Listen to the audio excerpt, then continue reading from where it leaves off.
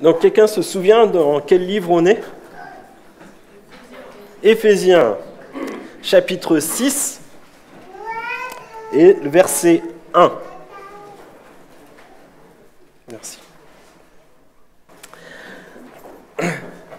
Donc Éphésiens, chapitre 6, verset 1. Si vous avez la même Bible que moi et que vous tournez les pages sans trouver, c'est la page 769. Alors j'ai une question pour vous. Est-ce que vous connaissez cette citation? Lorsque les pères s'habituent à laisser faire les enfants, lorsque les fils ne tiennent plus compte de leurs paroles, lorsque les maîtres tremblent devant leurs élèves et préfèrent les flatter, lorsque finalement les jeunes méprisent les lois parce qu'ils ne les reconnaissent plus au-dessus de l'autorité de rien ni de personne. Alors c'est là, en toute beauté et toute jeunesse, le début de la tyrannie. Vous pensez que ça a été écrit par qui?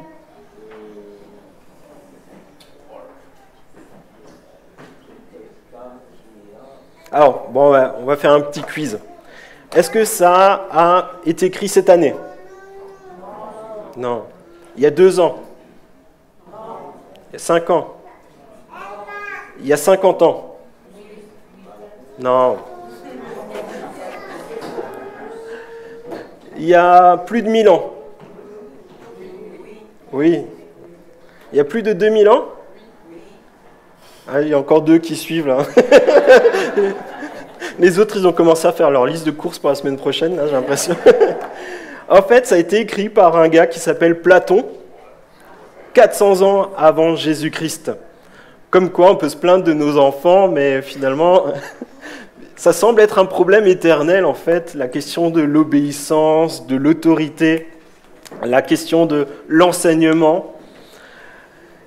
Et c'est là que je me dis, mais que faire? Si en 2400 ans, on n'a rien réglé, que faire?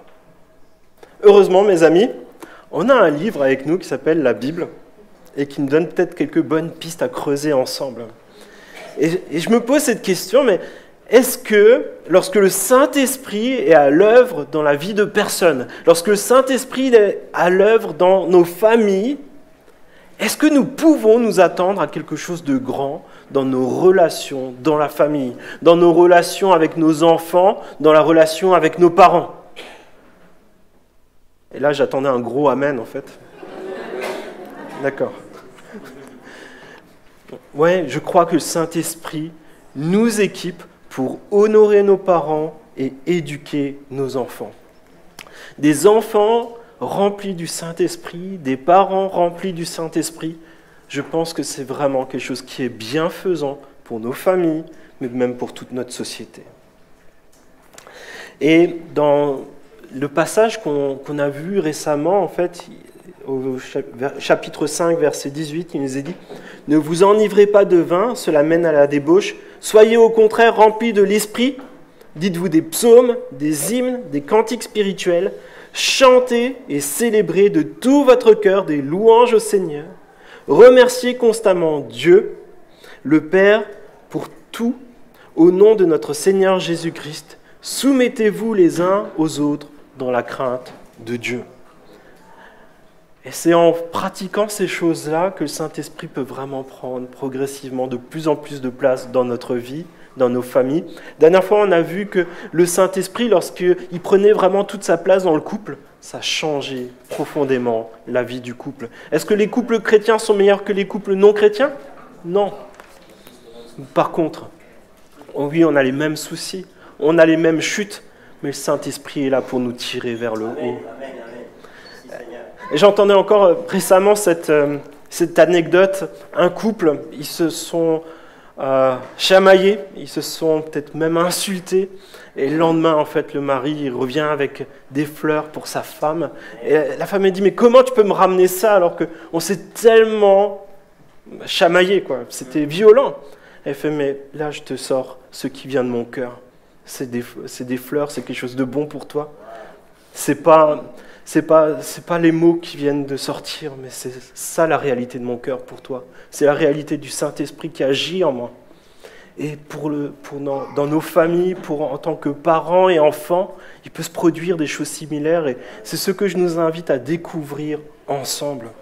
Des enfants et des pères qui sont remplis du Saint-Esprit. C'est tellement bienfaisant. Et on va lire ces 4 versets, chapitre 6, verset 1. « Enfants, obéissez à vos parents dans le Seigneur, car cela est juste.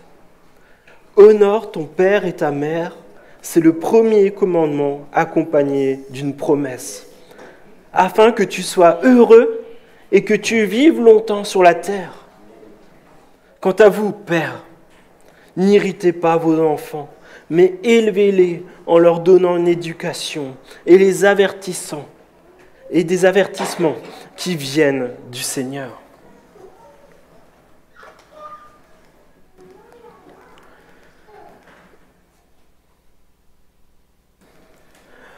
En tant que parents chrétiens, parfois on suppose que nos enfants, parce qu'ils ont prié une fois, Jésus rentre dans mon cœur, que l'enfant appartient à Jésus, qu'il est éternellement sauvé. Et il peut l'être, mais peut-être que non. Les enfants comme les adultes peuvent être convaincus que vivre pour Jésus et ce que Jésus veut nous donner, c'est génial et on en a besoin. Tout le monde veut être l'ami de Jésus. Mais la quantique, ça veut dire quand on vit cette transformation profonde, c'est un miracle. Ça consiste à venir de la mort vers la vie. Et ça, c'est seulement Jésus qui peut le faire. Et c'est ce que Jésus appelle chacun de nous à vivre et à expérimenter. C'est une expérience qui est personnelle, que personne ne peut faire ou vivre à ta place.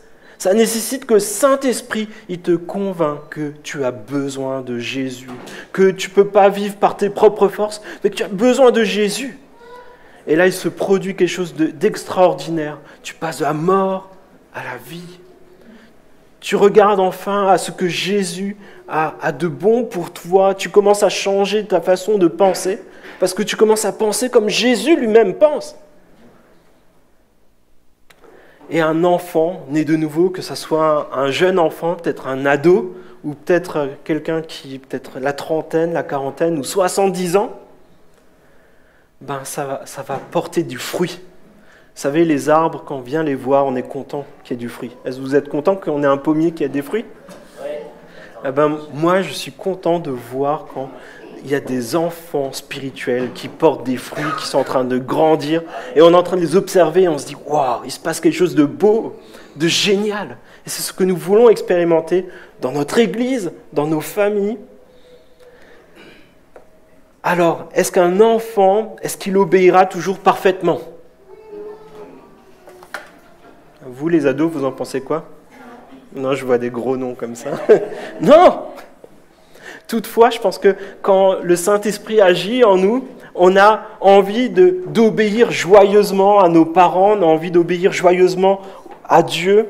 Et on aura le désir, en fait, de suivre le modèle de Jésus, même si ce n'est pas toujours facile. Et la désobéissance et le péché, c'est-à-dire quand on fait des choses qui ne correspondent pas à ce que Dieu veut pour nous, quand on loupe cette cible parfaite du modèle de Jésus, ça va nous amener finalement à une saine tristesse. Pas une tristesse de se morfondre, mais une tristesse de se dire « j'ai loupé le coche ». Mais là, maintenant, je peux m'attendre à Jésus. Je peux lui demander pardon. Je peux lui demander de régler ce problème dans ma vie sur lequel je bute semaine après semaine. Est-ce que c'est la colère ? Est-ce que c'est le fait de jamais être satisfait de ce que j'ai ? Est-ce que c'est la convoitise ? Et c'est là où on peut demander à Jésus. Voilà, je suis passé à côté, mais je compte sur toi pour cette nouvelle semaine. Et lorsqu'une personne, enfant ou adulte, rencontre Jésus, il y a un changement révolutionnaire qui s'opère dans son cœur. Cette personne est alors dirigée par le Saint-Esprit.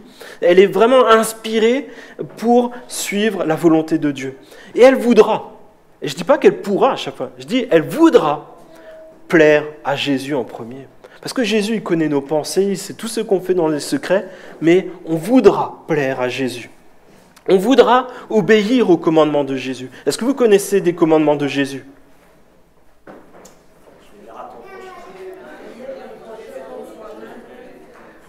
Oui, tu aimeras ton prochain et ton Dieu comme toi-même. Et Jésus rajoute même parfois, même ses ennemis. C'est pas facile. Hein. Est-ce qu'on y arrive toujours? Non, mais est-ce qu'on veut? Oui. Jésus, qu'est-ce qu'il demandera encore? Oui, il demandera aussi de se faire baptiser pour suivre son exemple. Il demandera de prendre régulièrement la Sainte Seine, la communion avec les frères et les sœurs pour être en communion avec Dieu et se rappeler que Jésus il est mort pour moi, il est ressuscité et il nous attend dans la maison du Père. Qu'est-ce qu'il va encore nous demander? Il va nous demander de former des disciples. Pas juste de dire « Jésus t'aime ». Il te demande d'accompagner quelqu'un à expérimenter quand parfois on loupe la cible, quand on trébuche. Relève-toi, moi aussi ça m'est déjà arrivé. Mais tiens, il y a ce passage-là de la Bible, ça m'a encouragé quand ça m'est arrivé. C'est ça, former des disciples. On voudra connaître davantage la personne de Dieu. Comment est-ce que je peux ressembler à Jésus à l'école, dans le collège, au lycée, au travail? Enfants, obéissez à vos parents dans le Seigneur, car cela est juste. Honore ton père et ta mère, c'est le premier commandement, accompagné d'une promesse, afin que tu sois heureux et que tu vives longtemps sur la terre. Si tous les enfants devaient obéir et honorer à leurs parents, c'est le cas. Tous les chrétiens ou non, tous profitent aussi des bénédictions. Il ne suffit pas simplement d'être chrétien pour profiter de ces bénédictions. À chaque fois qu'on voit quelqu'un qui honore ses parents, il profite des bénédictions de Dieu. Toutefois, seulement ceux qui sont guidés par le Saint-Esprit peuvent le faire dans le Seigneur. C'est-à-dire guidés par Jésus, dans l'optique aussi des commandements que Jésus nous a laissés. C'est-à-dire faire plaisir à Dieu, honorer et obéir, même lorsqu'on découvre que nos parents ne sont pas parfaits. Désolé peut-être d'avoir cassé un mythe pour nos collégiens. Vos parents ne sont pas parfaits. Les anciens ne sont pas parfaits. Les pasteurs ne sont pas parfaits. Et même les personnes âgées ne sont pas parfaites. Alors pourquoi obéir à quelqu'un qui n'est pas parfait? Pourquoi? Parce que cela est juste.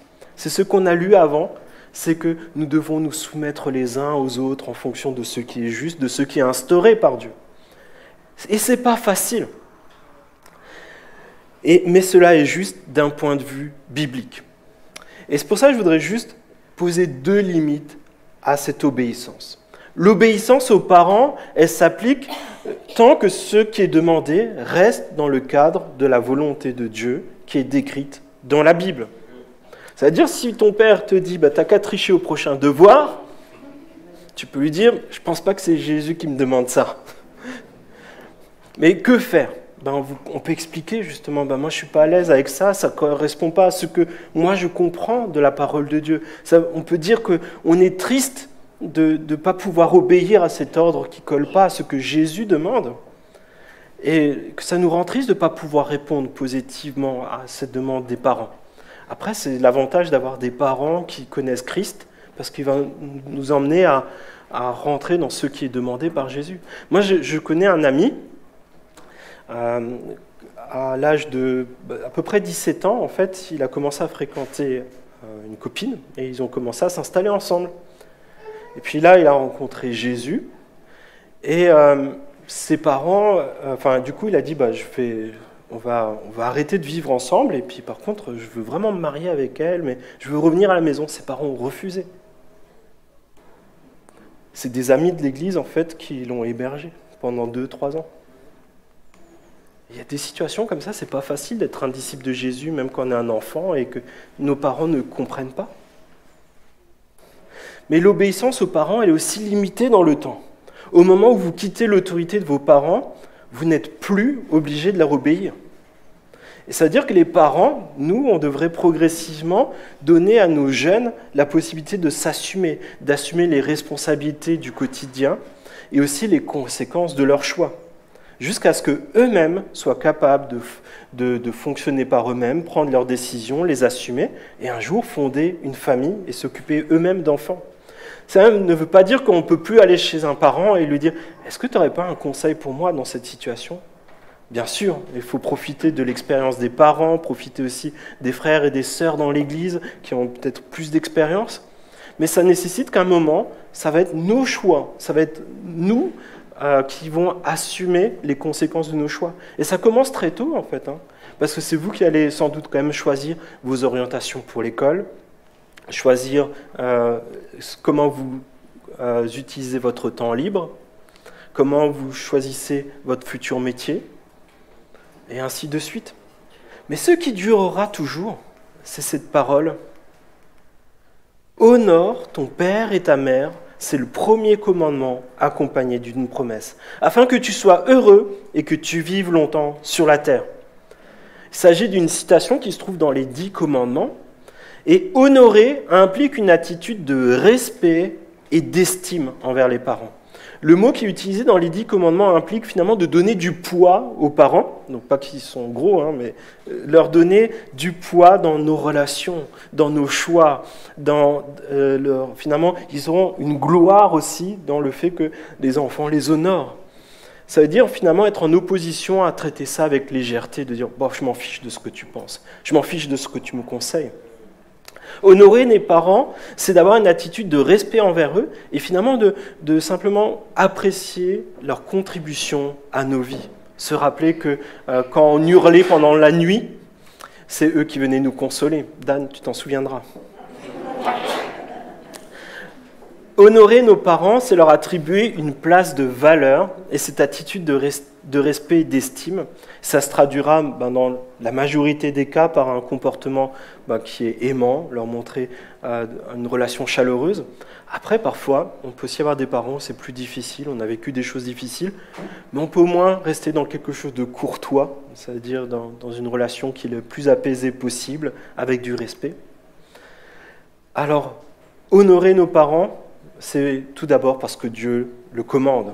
Honorer nos parents, c'est aussi profiter des bénédictions que Dieu associe à cette action. Alors, est-ce que tous vivront vieux et heureux parce qu'ils auront honoré leurs parents, à votre avis? Il y a des oui, des non. Ouais, bof, Non, c'est pas une garantie. En fait, dans le livre des Proverbes, en fait, il y a beaucoup ce type d'expression, et c'est pas une équation mathématique. Donc les profs de maths, souvent, ils sont un peu déstabilisés avec ça, mais pas Latra, lui, il est vraiment bien, il a bien compris le truc. C'est plutôt un conseil de bon sens. On va te dire, comme dans l'agriculture, ne plante pas avant que les seins de glace soient passés, sinon ta semence va geler. Mais il y a toujours quelqu'un qui dit, on va quand même tester. Je pense pas à toi, Nadia. Mais c'est dans ce sens-là, c'est des principes de bon sens qui nous permettent d'avoir une vie qui est bienfaisante. Et parfois aussi, on peut avoir des difficultés relationnelles et ça peut avoir des impacts négatifs. Je pense qu'on a déjà tous eu ce genre de choses où parfois on n'était pas bien dans une relation. Ça commence à avoir un impact même sur notre santé. On commence à avoir des aigreurs d'estomac, des maux de tête, ce genre de choses. Et je pense que le fait de vouloir avoir une relation qui est bienfaisante avec nos parents, ça nous préserve aussi de tout ça. Voilà. Honorer nos parents parce que nous voulons honorer Dieu. Que faire lorsque nous avons aussi vécu peut-être une enfance qui est difficile, en raison peut-être d'un parent qui est absent, peut-être quelqu'un qui nous a fait même très mal, un parent qui nous a fait très mal? On peut pardonner. Pardonner, ça veut dire quoi? On ne va pas rentrer trop dans les détails, mais c'est simplement de dire, voilà, j'ai vécu ces choses-là qui ont été douloureuses. Et je ne veux pas juger moi, mais je veux le confier à Dieu. Dieu, il sait ce que j'ai vécu. C'est Dieu qui va juger de cette situation. Et je pense que beaucoup qui ont vécu des injustices, au moment où ils ont confié ce fardeau à Dieu, ont senti vraiment un poids tomber de leurs épaules. Et je pense que c'est vraiment ce à quoi nous pouvons aspirer, ce que nous pouvons demander à Dieu. Ça veut dire ne pas faire semblant aussi. Si c'est passé des choses difficiles, ça s'est passé. On ne peut pas jouer à la famille parfaite non plus. Mais nous pouvons être une passerelle finalement entre Dieu et nos parents.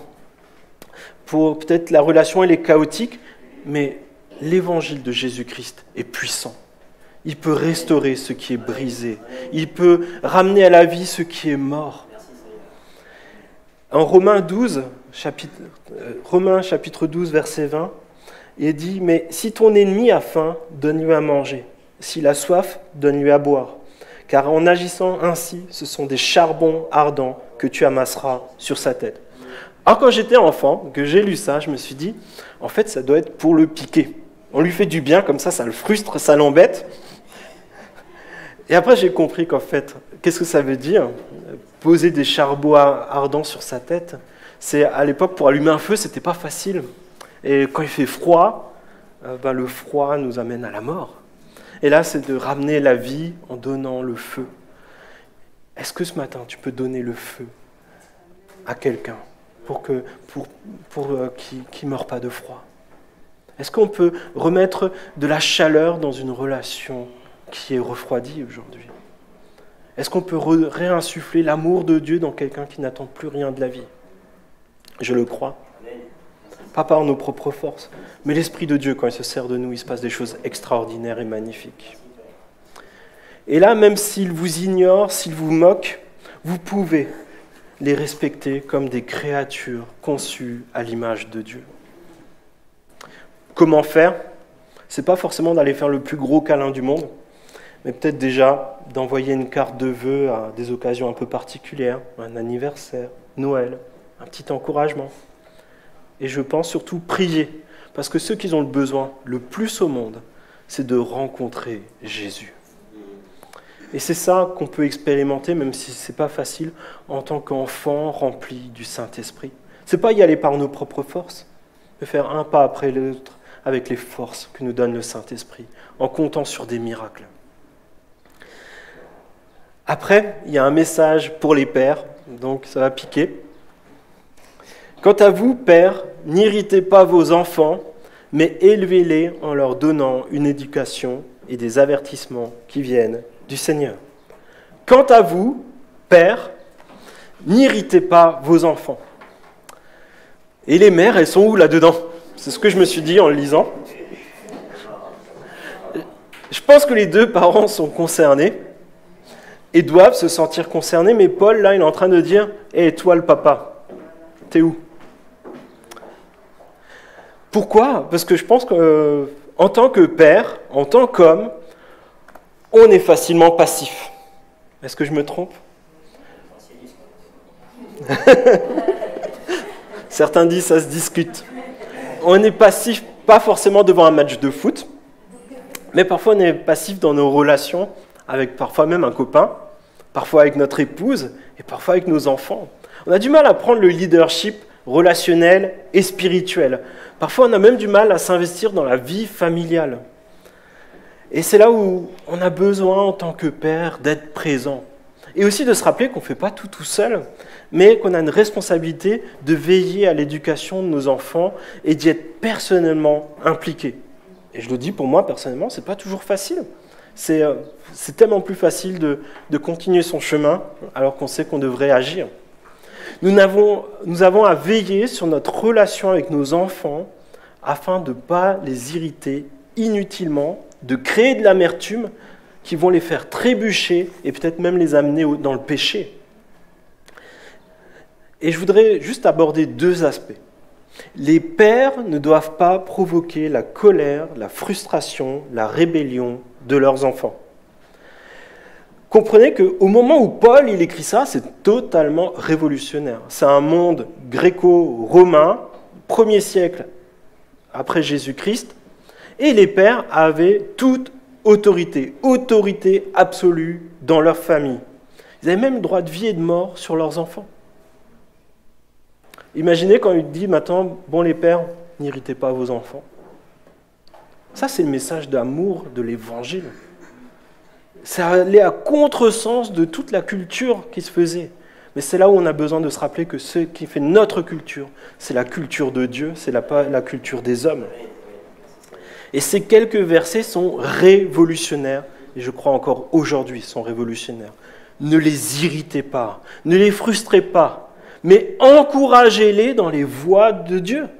Cela implique pour les pères de refuser de nous laisser guider par la colère, par des frustrations, par des irritations? Est-ce que cela est facile lorsque nous traversons des temps difficiles? Peut-être des temps où c'est difficile au travail, peut-être des temps où c'est difficile dans le couple, peut-être par le manque de sommeil, peut-être parce qu'on a des difficultés financières. Non, c'est pas facile. Est-ce qu'on sera toujours calme? Est-ce qu'on sera toujours serein, encourageant, parfait? Non. Les parents parfaits, ça n'existe pas. Et en tant que pères et parents dirigés par l'Esprit, nous pouvons demander au Saint-Esprit de nous diriger, de nous donner des forces nouvelles, de nous donner la patience, de la sagesse. Et souvent, quand je ne parle pas juste dans la relation avec les enfants, mais quand il y a des relations un peu difficiles avec d'autres personnes, je m'appuie souvent sur 1 Corinthiens 13 que je relis et je dis « Seigneur, s'il te plaît, aide-moi ». Souvent, c'est ces versets qu'on lit pour les mariages, alors qu'en fait, finalement, c'est les versets qui s'appliquent à l'Église, qui s'appliquent à nos relations même avec nos voisins et nos collègues. L'amour est patient, il est plein de bonté. L'amour n'est pas envieux, l'amour ne se vante pas. Il ne s'enfle pas d'orgueil, il ne fait rien de malhonnête, il ne cherche pas son intérêt, il ne s'irrite pas, il ne soupçonne pas le mal, il ne se réjouit pas de l'injustice, mais il se réjouit de la vérité. Il pardonne tout, il croit tout, il espère tout, il supporte tout. L'amour ne meurt jamais. Cette prière, elle est puissante, quand parfois on ne sait plus comment aimer. Ça peut nous aider. Vous faites un petit tour, vous priez ça. Je pense déjà ça permet de revenir avec une bonne bouffée d'oxygène. Et lorsque nous avons une attitude qui n'est pas juste, donnons une punition qui n'est peut-être pas justifiée ou proportionnée, nous devrions aussi, en tant que parents, présenter nos excuses. Une fois, je discutais avec un ami qui est chrétien, qui était dans notre église, qui était policier. Et il disait qu'en fait, quand il a commencé son métier de policier, c'était assez difficile pour lui, parce que parfois il était envoyé dans des interventions, et puis il fallait calmer les gens. Et parfois, il ne suffisait pas juste de leur parler. Donc il disait, si la personne, elle mérite 3 coups de matraque pour être calmée, la 4e, c'est péché. Alors, je ne dis pas qu'il faut matraquer les enfants, vous comprenez bien. Mais en fait, je pense que souvent, on ne sait pas comment exercer l'autorité. Il y a une question de justice, de proportionnalité, et c'est quoi l'objectif visé? Et je vous propose d'aborder ensemble quelques pistes concrètes sur lesquelles nous pouvons être attentifs dans notre quotidien. Des pistes dans lesquelles nous pouvons progresser pour rendre gloire à Dieu dans notre parentalité. Elles s'adressent aux pères en particulier, aux parents aussi, mais je pense que ça peut nous interpeller dans beaucoup de nos relations, et je pense aussi particulièrement dans l'Église en tant que mère et père spirituels. Nous avons chacun à veiller les uns sur les autres, et notamment les plus jeunes dans la foi, et c'est pour ça que nous sommes chacun concernés, je pense, dans ce côté d'accompagner à la croissance spirituelle. Premièrement, attention aux caprices.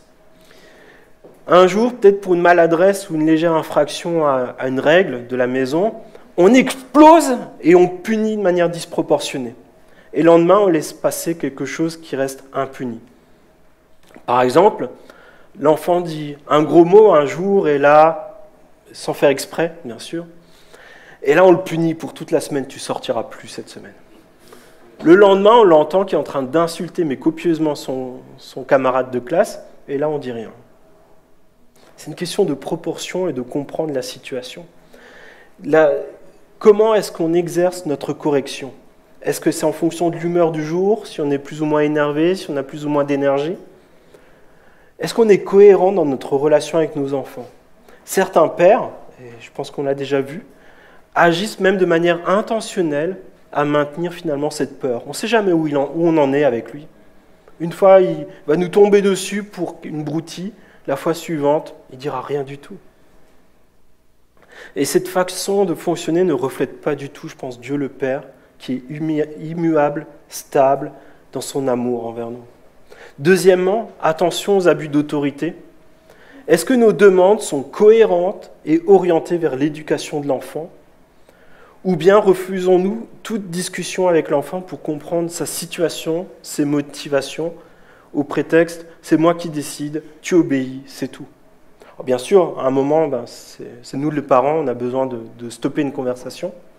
On n'est pas là non plus pour faire un concours d'éloquence. Mais par contre, parfois, est-ce qu'on est suffisamment à l'écoute? Et est-ce que parfois on sait aussi dire stop, maintenant ça suffit? Attention au favoritisme. Est-ce qu'on traite tous nos enfants avec les mêmes critères objectifs? Ça ne signifie pas traiter chaque enfant exactement de la même manière, de les punir de la même manière.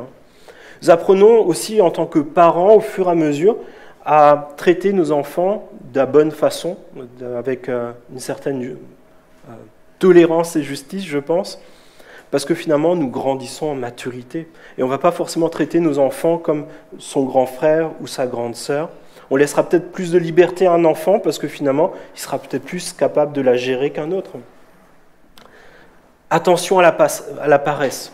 Les enfants contribuent avec leurs moyens au bon fonctionnement du foyer, mais ils ne sont pas là pour faire ce que nous ne voulons pas faire parce que nous sommes paresseux. Attention au perfectionnisme. J'ai un de mes anciens collègues qui a privé de sortie son fils parce qu'il devait travailler plus, parce qu'il n'avait que 18 de moyenne. Autant qu'il travaille plus. C'est là que c'est bon de se rappeler que les enfants ne sont pas là pour accomplir nos projets ou nos rêves. Nous, on est là simplement pour les amener à rentrer dans les voies de Dieu. Attention aussi à la sensibilité de l'enfant. Tous les enfants n'ont pas la même sensibilité. Certains, on leur fait juste un petit reproche. Là, tu aurais pu faire un peu plus attention et ils s'effondrent complètement. D'autres sont plus coriaces et nécessitent plus d'autorité. Puis il y a la question de notre disponibilité. On n'est pas seulement là pour faire des agents judiciaires, mais on est là pour prendre soin de nos enfants et s'investir personnellement pour eux. Et je pense que ce n'est pas forcément une question de quantité de temps, c'est une question de qualité de temps. Plus on a d'enfants, et on a tout le temps le même temps, donc on est obligé de viser la qualité, pas la quantité. Mais est-ce que quand on est avec nos enfants, on est vraiment avec eux? Moi, ça m'a repris quand j'ai pensé à ça. Est-ce que lorsque je suis avec mon enfant, est-ce que je suis vraiment avec lui? Attention aux promesses. Pouvons rapidement perdre toute crédibilité lorsque on loupe nos engagements envers eux, mais aussi quand à chaque fois ils nous voient louper nos engagements envers tous ceux avec qui on s'engage. C'est bon de se rappeler que Jésus a dit que ton oui soit oui, que ton non soit non. Ce qu'on y rajoute vient du mal, en pensant au fait de jurer, mais peut-être aussi au fait de trouver des excuses à chaque fois. Attention à l'hypocrisie, nous avons bien vu. De toute façon, par contre, ce qu'on voit dans ce texte, c'est surtout une attitude de cœur. Ce n'est pas ce qu'on voit de l'extérieur, c'est est-ce que je suis vraiment vrai dans ma relation avec mes enfants? Lorsque je lui ai dit de respecter leur mère, est-ce que moi-même je respecte mon épouse?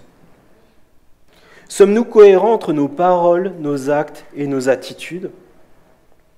Est-ce que je pilote ma vie de manière à ce que mes relations soient bâties sur l'amour de Dieu? Est-ce que je suis vrai dans mon quotidien? Enfin, attention à ne pas blesser. Il y a des situations où parfois il faut reprendre sévèrement pour le bien de l'enfant, mais attention à ne pas blesser verbalement, physiquement, ou à briser la personnalité d'un enfant. Deuxième aspect, les pères doivent contribuer à la maturité de leur enfant. Mais élevez-les en leur donnant une éducation et des avertissements qui viennent du Seigneur. Vous savez, quand il y a eu les persécutions en France contre les protestants, les premières choses qui étaient faites, c'était de sortir les enfants du foyer pour les rééduquer. C'est ce qui se fait dans les pays communistes, c'est l'État qui éduque les enfants. Une fois, dans notre ancienne église, il y a le CEL qui est venu et a pu fuir la Corée du Nord. Et elle a eu un témoignage, je m'en souviendrai toute ma vie, elle a dit « À l'école, on nous disait que si on voyait nos parents avec un petit livre, il fallait leur en parler. » Elle a vu son parent avec un petit livre comme celui-ci, Elle l'a dit à son maître d'école, elle n'a plus jamais revu son parent. C'était une Bible. Ça montre toute l'importance du rôle de la famille. Ces systèmes-là l'ont compris. Est-ce que nous, en tant que chrétiens, nous avons compris l'importance de la famille? L'Église, c'est une super aide pour prendre soin les uns des autres et prendre soin collectivement de nos enfants. Mais le premier responsable des enfants et de leur éducation et de leur apprendre qui est Jésus, c'est toi en tant que parent. Alors que faire si en tant que parent, tu ne connais peut-être pas très bien la Bible encore? Pourquoi pas simplement prendre un livre à lire ensemble en famille? Il y en a plein là-bas qui se trouvent au fond du couloir. Ça peut être des livres comme Trop beau, ce genre de livres que l'équipe librairie seront très contente de vous montrer. Il y a aussi un livre de Paul Tripp sur l'éducation des enfants que je vous invite aussi à lire.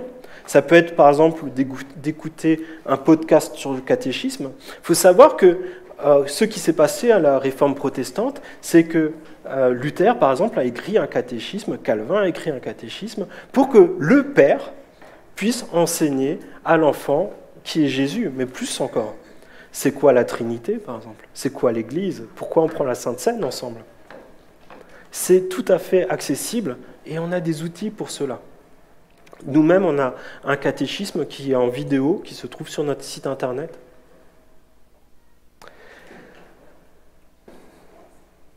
Mais élevez-les en leur donnant une éducation et des avertissements qui viennent du Seigneur.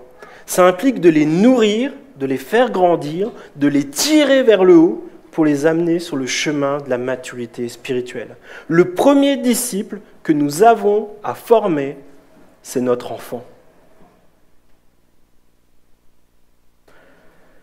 Éduquer, ça veut dire instruire, ça veut aussi inculquer la discipline dans nos relations, bien sûr, mais aussi la discipline spirituelle. Est-ce que nos enfants, est-ce qu'on a un modèle pour eux dans notre vie de prière, dans notre lecture de la Bible, dans notre fréquentation de la vie de l'Église? Ça veut aussi, on parle d'avertissement, ça veut dire parfois une réprimande, une exhortation, une correction.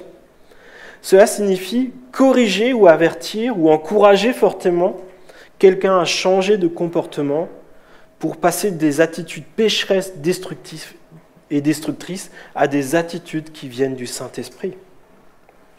Il s'agit de faire appel à la volonté des enfants et de les encourager à prendre la responsabilité de leurs actes. Un père se doit d'avertir ses enfants avec humilité. Un père, ce n'est pas Superman de la foi ou quelqu'un qui est parfait, mais c'est quelqu'un qui a ses propres faiblesses et qui peut parler à son enfant, lui dire « Moi aussi, j'ai galéré à ton âge. » Mais ensemble, on peut faire un pas de plus ensemble. Et ça veut dire reprendre avec amour, avec une profonde préoccupation de la croissance spirituelle de l'enfant pour qu'il puisse connaître Dieu, Dieu le Père, Dieu qu'il aime avant même qu'il naisse. Et c'est là qu'il y a vraiment quelque chose de particulier qui est pour les parents chrétiens, dans le Seigneur. C'est-à-dire, ce n'est pas seulement une question d'éducation pour que notre enfant soit gentil ou donne l'impression qu'il est gentil, qu'il ait beaucoup de connaissances, qu'il ne connaisse que des mots de 4 et 5 syllabes. Ce n'est pas forcément non plus juste d'en faire un bon citoyen qui ne fera pas de vol et de meurtre, mais c'est de présenter une personne devant Jésus de manière mature dans son quotidien. Comment est-ce que je réagis lorsqu'il m'arrive une tuile en tant que parent? Est-ce que je commence par la prière? Est-ce que je peux témoigner à mes enfants des bonnes choses que Dieu accomplit dans notre famille, dans notre quotidien? Où sont ces espaces dans la semaine? Comment est-ce que je témoigne à mes enfants dans la semaine de ce que Dieu accomplit dans ma vie, dans notre famille? Comment notre semaine, en tant que famille, témoigne de l'importance de Jésus et de son Église dans notre quotidien? C'est pour ça que je vous encourage à utiliser les livres, mais à vivre l'Église. C'est un lieu qui est tellement important pour apprendre à grandir tous ensemble. Comment dire qu'il faut respecter la loi si je grille tous les feux rouges en venant au culte? Comment apprendre à pardonner si à chaque repas de famille, on dénigre toutes les personnes qu'on connaît? Comment punir un enfant qui arrive en retard de chez son copain de 15 minutes, alors que moi je suis systématiquement en retard à tous mes rendez-vous et au culte? Nous n'avons pas l'obligation de résultat. Nous ne pouvons pas avoir la garantie que même en donnant une bonne éducation, nos enfants ne deviennent pas des criminels. Ou bien aussi, malgré une bonne éducation chrétienne, que notre enfant décide de suivre Jésus. C'est pas comme ça. Mais nous avons une obligation de moyens tant que les enfants sont sous notre responsabilité. Et c'est là où je pense qu'il faut aussi faire la part des choses. Il y a des enfants qui, systématiquement, n'arrivent pas à obéir. Ça peut être simplement parce qu'ils cherchent les limites des parents pour voir est-ce que mon père ou ma mère est vraiment cohérent entre ce qu'il me dit et ce que je dois faire. Ça peut aussi être parfois un enfant qui n'arrive pas à trouver sa relation dans la sa place dans la famille, et peut-être il faut l'aborder d'un autre point de vue. Ou alors ça peut être de remettre systématiquement l'autorité des parents en jeu, parce que pourquoi ça ne serait pas lui qui décide finalement? Après, c'est bon de se rappeler que les enfants, pour s'épanouir, pour trouver leur place, pour comprendre leurs responsabilités, ils ont besoin de repères, et les premiers repères, ce sont les parents. Et c'est pas simple pour les parents parce que ça change au fur et à mesure de la vie des enfants. C'est pas la même chose avec un bébé de 12 mois qu'avec un ado de 12 ans. Ça nécessite de la souplesse, de la sagesse et de la compréhension. Ça nécessite aussi parfois de voir que simplement, pourquoi mon enfant a mal réagi, c'est parce qu'il est épuisé. Ça ne sert à rien d'en rajouter. S'il est excité d'une activité, ça ne sert à rien de le gronder à ce moment-là, il ne captera rien. C'est savoir être indulgent, mais par contre, si on voit des automatismes qui s'installent, de systématiquement remettre en question, de tout discuter, c'est là où c'est nécessaire d'être plus rigoureux. Parfois aussi, et je pense que nous, en tant que chrétiens, parfois on a un peu de mal à se tourner vers la médecine pour ce genre de choses. Il y a des enfants qui ont des troubles, des apprentissages ou de l'attention, et parfois ça nécessite aussi d'aller voir le médecin pour peut-être se faire accompagner, parce que voilà, c'est aussi des choses que Dieu nous met à disposition pour cela. Et cette obligation de moyens des parents, elle est proportionnée avec l'autonomie des enfants.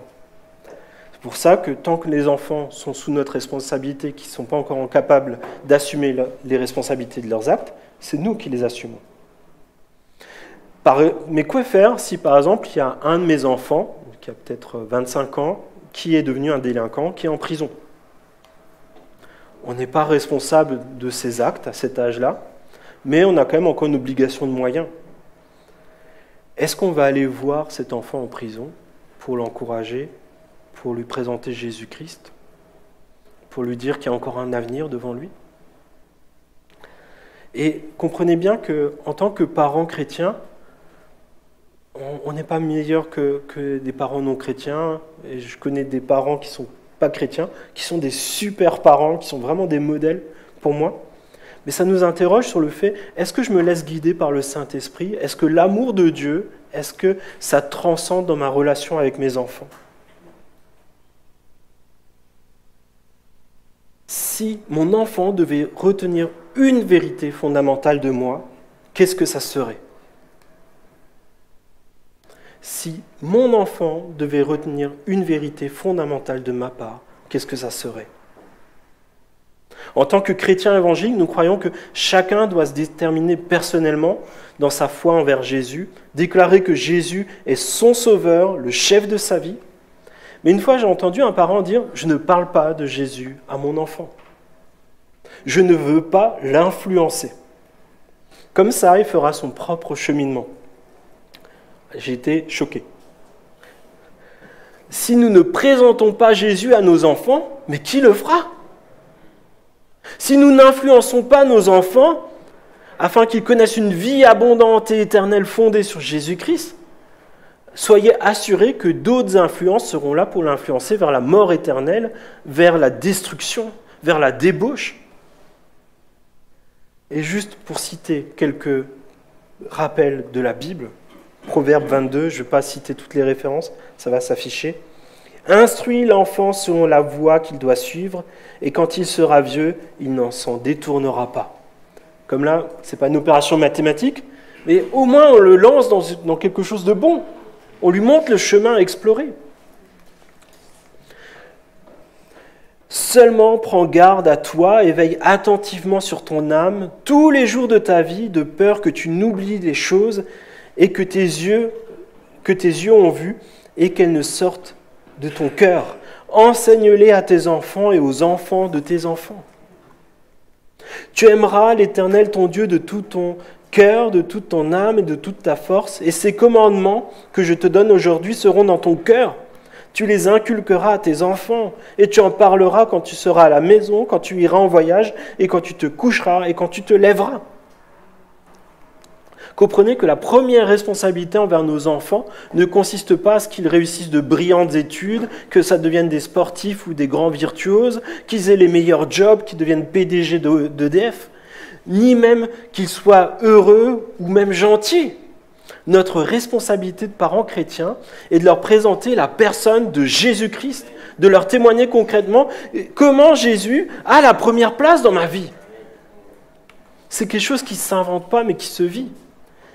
Et là, je fais le lien avec la prédication qu'on a entendue la semaine dernière dans 1 Samuel, chapitre 2, verset 29. Sa prédication s'est un peu terminée sur ça. C'est Élie qui n'a pas repris ses enfants, qui n'a pas repris des prêtres qu'il avait à sa charge. Et Dieu lui pose cette question. Et comment se fait-il que tu accordes plus d'importance à tes fils qu'à moi ? J'ai relu ce verset cette semaine et je me suis dit, waouh ! Est-ce que Dieu a vraiment la première place ? Comprenez bien l'implication concrète là derrière. Est-ce que je peux vraiment aimer mes enfants comme me le demande Dieu, si Dieu n'est pas en premier dans ma vie ? Je pourrais seulement aimer mes enfants comme Dieu me le demande, si Dieu est le premier dans ma vie. En tant que parents, nous ferons des erreurs, nous ne serons pas toujours au top, mais nous pouvons compter sur le Saint-Esprit. Et c'est là où c'est tellement important, que nous désirions de tout notre cœur d'être des pères, des mères, des parents remplis du Saint-Esprit. Vous comprenez qu'être enfant, être père, être parent, c'est pas facile, mais c'est un mandat tellement précieux que Dieu nous donne. Je peux imaginer de très loin le défi que c'est pour des parents qui sont séparés, des familles recomposées, des familles monoparentales. Mais là, je me dis que Jésus, lui aussi, il a vécu ces questions-là. Il a été frustré parfois de ne pas toujours avoir été compris par Joseph et Marie. Mais à un moment, ce que Dieu dit, c'est qu'il a pris tout son plaisir en Jésus parce qu'il a obéi à son Père jusqu'à la mort sur la croix. Et je me dis, c'est tellement un modèle, Jésus, pour nous. Jésus s'est aussi sacrifié à la croix pour donner la réconciliation dans les familles, donner un cœur nouveau aux parents, donner un cœur nouveau aux enfants pour restaurer ce qui est brisé. Et le Saint-Esprit nous équipe pour honorer nos parents et éduquer nos enfants. Je vous invite à la prière. Oui, Père, on est reconnaissant pour ces quelques versets qui sont présents ici et qui nous instruisent tellement sur qui tu es et ton amour qui est tellement grand pour ce monde que tu laisses des personnes aussi imparfaites que nous prendre soin de nos enfants. Mais nous voulons nous rappeler que tu es là à nos côtés dans les bons moments où on veut te rendre grâce, on veut te remercier. Et aussi dans les moments plus difficiles, nous savons que tu es à nos côtés. Et je te prie, s'il te plaît, que nous soyons des bons parents, des bons enfants, pas selon le monde, mais bons selon toi, selon l'amour que tu déverses en nous, selon ton Saint-Esprit. Et Seigneur, je te prie, s'il te plaît, que dans notre Église, nous sachions éduquer nos enfants sur ce qui est essentiel. Je te prie, s'il te plaît, que nos enfants comprennent que c'est toi notre tout, que c'est toi qui es le plus important dans nos vies. Et je te prie qu'en tant qu'Église, nous sachions prendre soin les uns des autres, être des pères et des mères spirituels les uns pour les autres, pour que nous soyons formés à l'image de Jésus dans tous les aspects de nos vies. Et je te prie encore que tu puisses, dans notre Église, vraiment nous amener à prendre toute la juste dimension de la mission tellement importante que tu nous donnes d'être des parents et des enfants remplis du Saint-Esprit. Je te prie dans le nom de Jésus. Amen.